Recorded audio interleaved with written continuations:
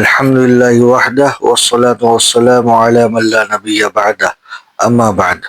بات ہماری چل رہی ہے نشے کے اوپر کہ نشہ صرف ایک عادت نہیں، یہ ایک دلدل ہے جو انسان کی عزت، صحت و وقار اور ایمان سب نگل لیتا ہے۔ کبھی کبھی انسان گناہوں اور عادتوں کے ایسے اندھیرے میں کھو جاتا ہے کہ جہاں اسے لگتا ہے واپسی کا کوئی راستہ نہیں۔ نشہ بھی ایک ایسا ہی اندھیرا گہرا کنواں ہے جو انسان کو خود سے اور اپنے رب سے دور کر دیتا ہے، لیکن آپ جانتے ہیں آپ کا رب آپ کے واپسی کا منتظر ہے۔ اللہ تبارک و تعالی قرآن پاک میں ارشاد فرماتے ہیں، جنہوں نے اپنی جانوں پر ظلم کیا ہے اللہ کی رحمت سے مایوس نہ ہو جاؤ۔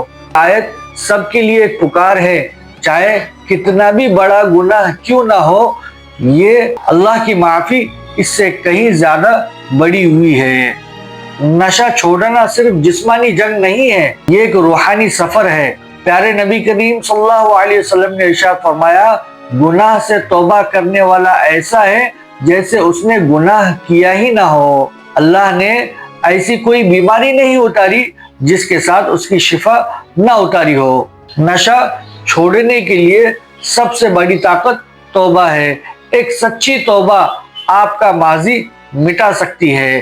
آپ کا ایک ایک آنسو جو ندامت میں گرا ہو وہ جہنم کی آگ کو بھی بجھا دے گا۔ جب بھی آپ کا دل گھبرائے اور خواہشات آپ کو پریشان کرے تو وضو کرے، اللہ تعالی کے سامنے بیٹھ جائے اور ذکر میں مشغول ہو جائے، کیونکہ جو سکون ذکر میں ہے وہ کسی گولی اور بوتل میں نہیں۔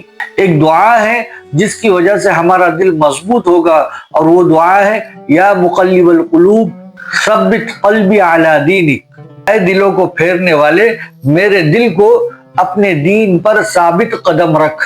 تو یہ بھی دعا پڑھا کرے، اللہم انی اعوذ بک من منکرات الاخلاق والاعمال والاہواء، اے اللہ میں تجھ سے برے اخلاق، برے اعمال، بری خواہشات سے پناہ مانگتا ہوں۔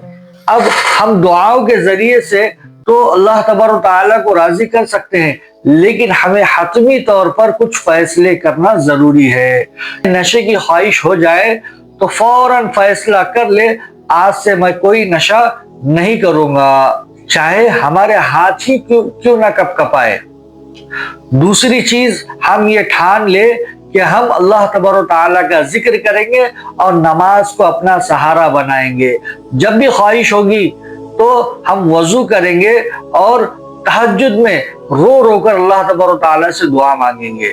اور تیسری چیز ہم کو یہ کرنا ہے کہ اچھے لوگوں کی صحبت میں بیٹھنا ہے، برے لوگوں کی صحبت سے ہم کو کنارہ کشی اختیار کرنا ہے۔ نشے بازوں کے ساتھ ہمارا تعلق ختم کرنا ہے اور نیک لوگوں کے ساتھ ہمارے تعلق کو جوڑنا ہے۔ چوتھی چیز ہم کو یہ کرنا ہے، ڈاکٹر کے ذریعے سے ہمارے جسم کا علاج کریں اور ایک عالم سے مل کر ہماری روح کا علاج کریں۔ اور پانچویں چیز ہم کو یہ کرنا ہے، جسم و روح کی ورزش بھی ضروری ہے۔ یا تو ہم اپنے آپ کو ذکر و تلاوت اندر اپنے آپ کو مشغول رکھیں گے، یا پھر گھر کے اور دکان کے یا کاروبار کے کاموں میں اپنے آپ کو مشغول رکھیں گے۔ ہم امید کرتے ہیں کہ اس ویڈیو کے ذریعے سے کوئی ایک بات بھی اگر سمجھ میں آ جائے، اور جو ہمارے بہن بھائی وغیرہ ان چیزوں میں مبتلا ہے تو ان تک اس کو شیئر کرے، تاکہ یہ ہماری چھوٹی سی محنت ان کو ایک روشنی کا ذریعہ بنا سکے۔